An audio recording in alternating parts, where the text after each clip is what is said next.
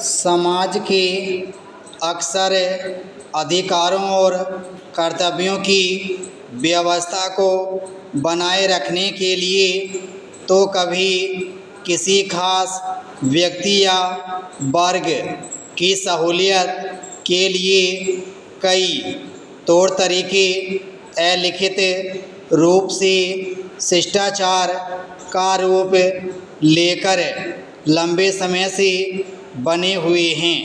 भले ही ये नियम वर्तमान परिस्थिति के अनुरूप न भी हों, पर इन्हें मनुष्य की सोच के भीतर इस तरह से बैठा दिया गया है कि उन पर विचार विमर्श या सवाल करने का साहस आम इंसान के जेहन में नहीं आता। अक्सर पीढ़ी दर पीढ़ी स्थानांतरित होते रहे तौर तरीक़ों का लंबे समय से रहा अस्तित्व और जन समर्थन ऐसा स्वीकार भाव लाता है जो श्रद्धा और आस्था का रूप लेने लगता है। आस्था के सामने हम केवल भावनात्मक रूप से ही सोच रहे होते हैं। हमारी तर्क शक्ति पूरी तरह से खत्म सी हो जाती है। हम परिस्थितियों के आगे समर्पण कर देते हैं। यह नहीं भूलना चाहिए कि किसी भी तरह के आचरण के नियम उस समय की परिस्थिति के अनुसार बनाए जाते रहे हैं, जिनका समय के साथ संशोधन होते रहना स्वस्थ समाज के लिए आवश्यक है। आज के परिवेश में उनका आकलन जरूर करना चाहिए और देखना चाहिए कि क्या आज भी वे उतने ही सटीक हैं और क्या वे सबके हितों की रक्षा कर पा रहे हैं, क्या वे न्यायपरक हैं। मनुष्य की समझ का दायरा जब समय के साथ विकसित होता रहा है तो पुराने तौर तरीके शिष्टाचार के नियमों पर भी समय समय पर प्रकाश डाल लेना तर्कसंगत होगा।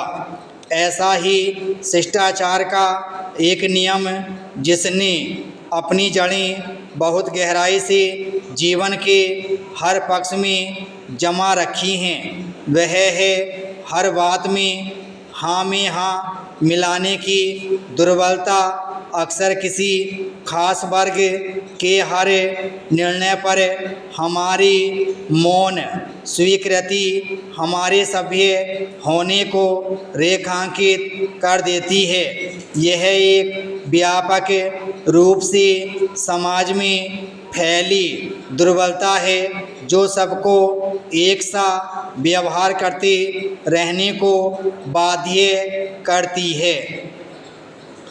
सही को सही और गलत को गलत कहने जैसी स्वाभाविक प्रतिक्रिया को व्यक्त करना भी हमें साहस का काम लगने लगता है।